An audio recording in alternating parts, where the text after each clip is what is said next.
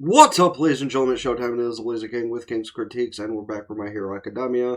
Just recorded the last one, as you can still tell, because I got a little bit of tears in the eyes. But that's how it is, and apparently I got 2 left. So, that being said, as always, precursor, don't forget to hit the like button, subscribe, let the whole video run through the limit of the watch time, because it's highly appreciated.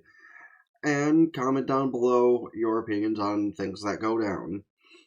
That being said, got nothing else to save the time, so let's just get into it, shall we? Reunion. And it feels so good. Though, I will say, it's kind of crazy how I thought at first these two were just filler villains, and then they actually took place in, like, the actual main fight. Crazy how that works. Would never see a foxy pirate do that, though. Yeah, I don't blame you, Naga. Based mindset, though. Well, see, old lady, it could have been prevented if a whole chain of events hadn't happened.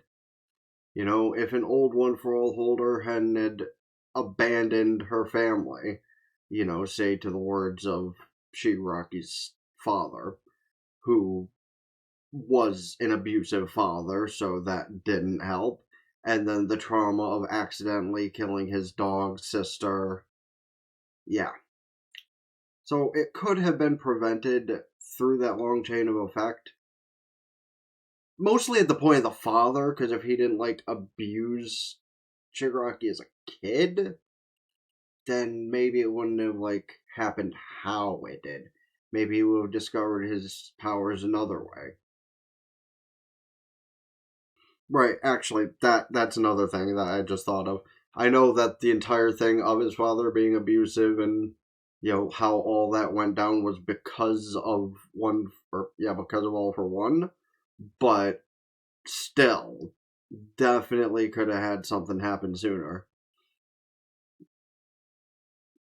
But that's not quite how that went down. He was the weird kid, so he didn't have many friends in the first place, and didn't really have anybody to talk to, and Oh, but that was also All for One's fault, is the fact that his friends, you know, went away from him, so yike. It also is kind of crazy to have a villain that literally is the root of everything. That's actually kind of what JJK is pulling, isn't it? Which I gotta get to that now that the episodes are starting from after the movie. So Deku's gonna confront Spinner. I don't think that's how he meant it. Like, telling you about Shigaraki's death is more as how Shigaraki was at the last moments of his death. You know, before the All for One takeover and, you know, the whole ordeal of that. The look on his face is like, wait, does that mean Shigaraki thought I was his best friend? We were friends? I mean, I think Hope might be pushing it a little much, but, you know, you'd think they would have found a way to restrain his powers. But he also is probably just having a bit of an outburst. And he's just gonna deal with it and let Spinner go off. True. At least for the most part it was. At that time, possibly. Probably even. You know, in a crazy way, you kind of have to respect Spinner for that. It's like how many movies, TV shows, books, etc. have been written and made and done about all the world's worst human beings. You know, it's crazy that you shouldn't remind people of the past like that. But in another way, it's helpful, because maybe one day people will learn not to repeat the past, and all the tales of it will actually be helpful. But also in another way, it might give people ideas, so I hope it's a comic book. You know what? That's fair, Deku. That is so fair. Things like that are much better in the tale of a comic book. Okay, but why am I not remembering these people? Oh, Chisaki, Overhaul. Right, okay. Nope, now I remember. Alright, never mind. Yeah. But Eri doesn't give a shit about her old father. She has a new dad.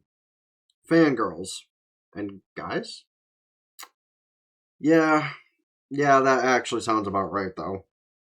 The way Mineta has an equivalent of the Excalibur face is actually the best part of this.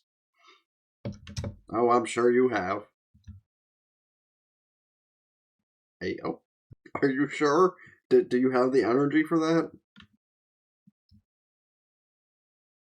Bakugo being a fucking tattletale. Usually, but not that many at one time. Yeah, also that. Plus, maybe the sheer jealousy from the both of them is crazy, though. I mean, I vibe with it, I do, but like crazy, like an attack dog. My man's crying blood.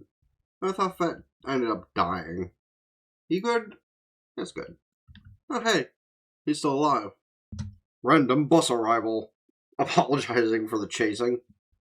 You also got the subtle tells that have happened a couple times thus far of the heart beating, but more so a knocking at the door of, hey, you're the main character, but you no longer have powers. That section of your brain that's connected to romance, that's existing now.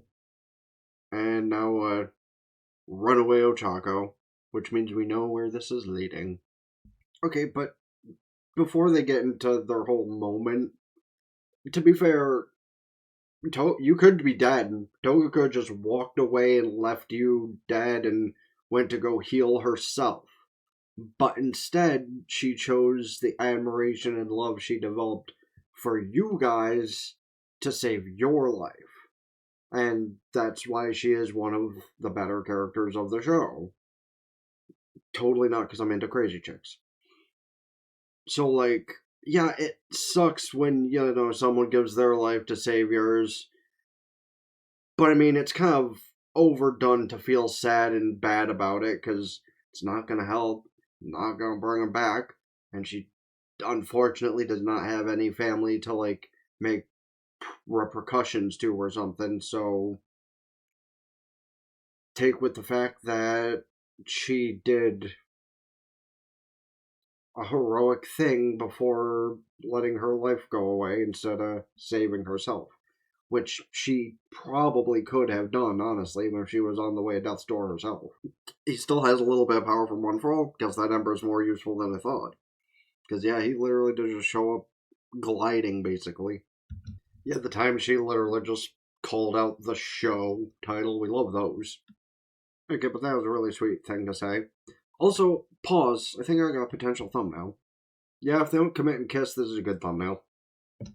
Okay, but again, she's the one who stabbed you. So,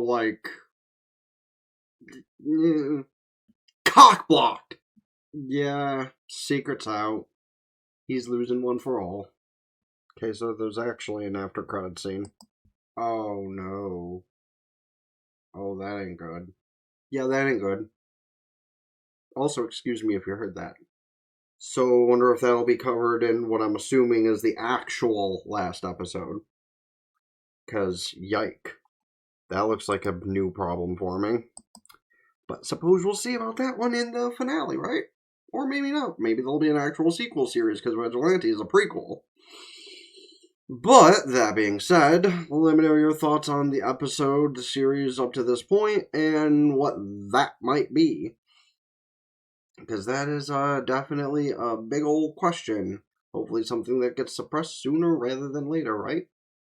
Anywho, though, let me know your thoughts on all that, as well as any other shows, movies, etc. I should check out this is next in general. Please don't forget to hit the like button, subscribe to the gaming channel, ring both bells, like Facebook, follow Twitter, and Blue Sky, keep updated with things. TikTok, Patreon, get the full unedited visual and audio stuff I upload here. Go follow Twitch, subscribe for benefits, can do so Twitch Prime for free, and until next time, it's been the Blazer King with King's Critiques, so ta-ta for now. Peace.